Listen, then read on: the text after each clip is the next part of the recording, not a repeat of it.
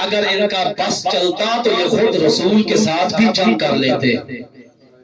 اللہم اشہد علی ہؤلاء القوم۔ ایک نصرانی مسجد نبوی میں آیا، امام حسین کی امامت کا زمانہ تھا، مسلمانوں نے اسے مسجد میں داخل ہونے سے روک دیا، کہا کہ غیر مسلم مسجد میں داخل نہیں ہو سکتا۔ اس نے کہا میں مسجد میں داخل ہونے کے لیے آیا بھی نہیں ہوں۔ پھر کیوں آئے ہو؟ کہا کہ میں نے رات کو خواب دیکھا ہے، میرے خواب میں تمہارے نبی حضرت محمد مصطفیٰ اور میرا نبی عیسیٰ ابن مریم آئے تھے۔ میرے نبی حضرت عیسیٰ نے مجھے کہا یہ جو میرے ساتھ پیغمبر ہے یہ سید الانبیاء ہے، یہ خاتم الرسل ہے، یہ اس زمانے کا نبی ہے، اس کی نبوت پہ ایمان لے آؤ۔ چونکہ میں نے خواب میں دیکھا، خواب میں تو میں ایمان لایا تھا اس لیے کہ میرے نبی عیسیٰ نے میرا ہاتھ پکڑ کر محمد کے ہاتھ پہ رکھ دیا تھا، تو میں خواب میں ایمان لے آیا۔ اب میں اس لیے آیا ہوں تاکہ اس خواب کو حقیقت میں تبدیل کر دوں۔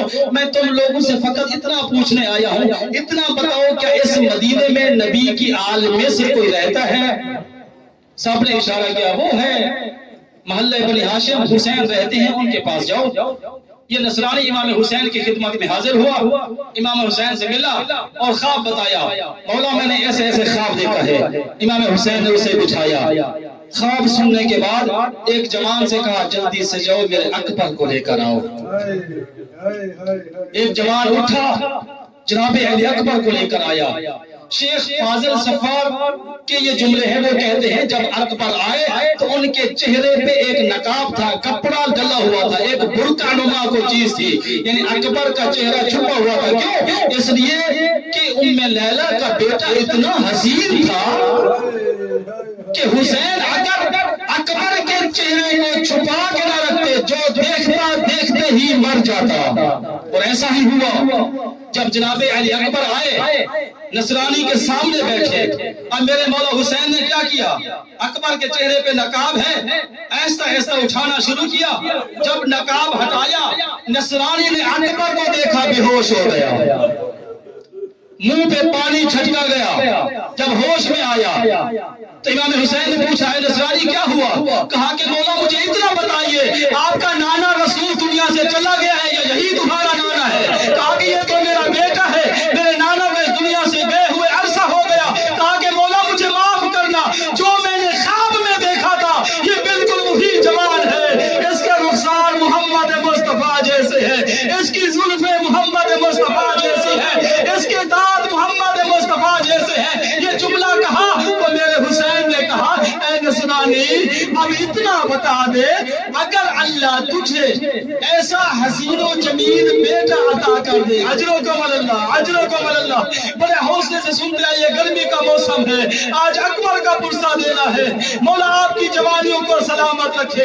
مولا حسین نے کہا اے نصرانی اتنا بتا، اگر اللہ تجھے اتنا حسین و جمیل بیٹا عطا کرے، اگلا جملہ سنیے گا، گریے پہ ضبط کر کے جملہ سنیے گا، پھر گریہ کیجئے گا۔ میرے مولا نے کہا اگر تیرا اتنا حسین و جمیل بیٹا ہو، اتنا خوبصورت بیٹا ہو، اگر اس کے جسم پہ کانٹا چڑھ جائے، بتاؤ تیری کیا حالت ہوگی؟ جملہ سنیے گا، اس نصرانی نے کہا مولا اگر اللہ مجھے ایسا جمیل بیٹا عطا کرے، ایسا خوبصورت بیٹا عطا کرے اور اس کے جسم میں تھوڑی تکلیف پہنچے، نصرانی نے کہا مولا جانتے ہیں میری کیا کیفیت ہوگی؟ واللہ اموت، مولا میں تو جیتے جی مر جاؤں گا، میرے بیٹے کو تکلیف پہنچے میں تو مر جاؤں گا۔ امام حسین نے رو کر کہا اے نصرانی اسی بات کا تو دکھ ہے، اگر اللہ مجھے بیٹا دے، اسے تھوڑی سی تکلیف ہو، تو کہتا ہے تو مر جائے گا۔ اب اندازہ لگا حسین کی کیا کیفیت ہوگی، مجھے خبر دی گئی ہے انہو یقبل اربل اربا، مجھے پہلے سے بتایا گیا حسین تیرا اکبر میدان کربلا میں ٹکڑوں ٹکڑوں میں تقسیم۔ اجرکم اللہ،